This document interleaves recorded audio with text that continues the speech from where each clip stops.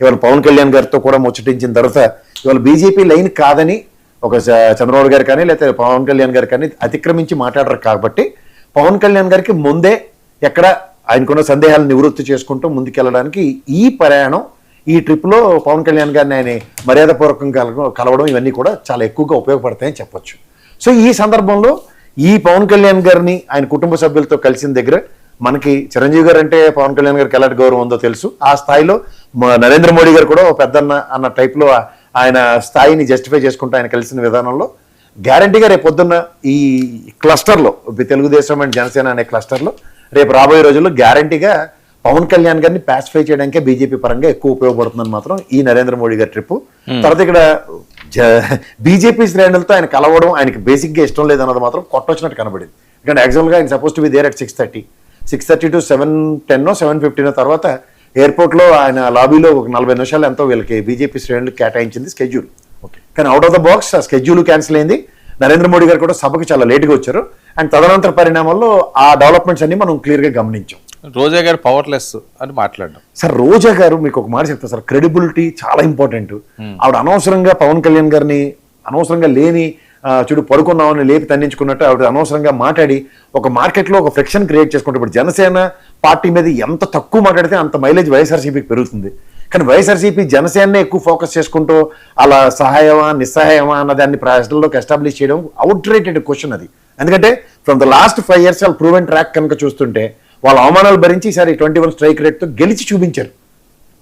పోనీ at least opposition strongest అపోజిషన్గా YSRCP కూర్చుని ఉన్నప్పుడైనా సరే ఇవాళ పవన్ కళ్యాణ్ గారిని అవహేళన చేశారంటే ఒక అర్థం పర్థం ఉంటుంది.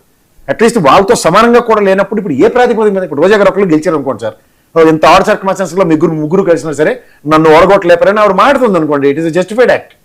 అక్కడ భాను ప్రకాష్ గారి చేతిలో ఓ కందన విధంగా ఆవిడ ఓడిపోయి కూడా ఇవాళ ఒక తప్పుని ఇవాళ మీరు ఆ ఛానల్లో వాళ్ళ ఛానల్లో కూర్చొని ఓడగొట్టుకుంటారు స్టాలిన్ విషయంలో.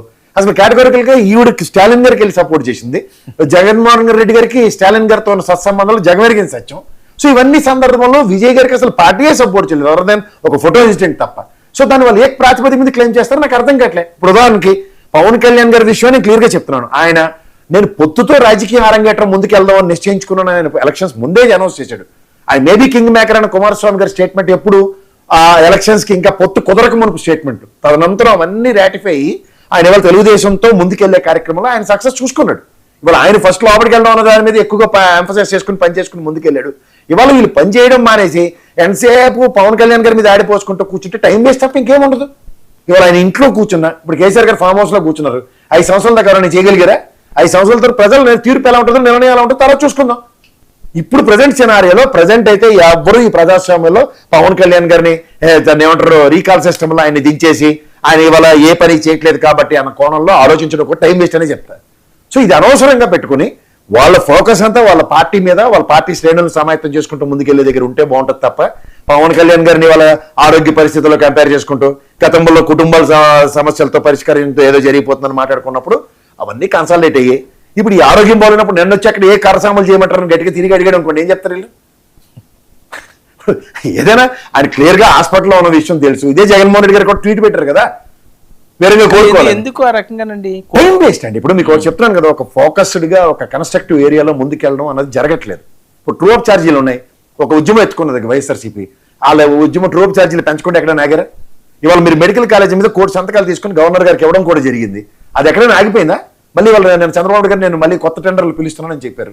అలా మీరు ఎత్తుకున్న ఏ కార్యక్రమమైనా చూడండి, దానికి ఒక సొల్యూషన్ ప్రాస్పెక్ట్ లో ఒక అపోజిషన్ పార్టీ కనుక స్ట్రెంథన్ గా నిలబడి ఉంటే అయిపోయింది. ఇవాళ అమరావతి విషయంలో కూడా వాళ్ళకి ఎంత అడ్వాంటేజ్ ఉంది తెలుసా సార్?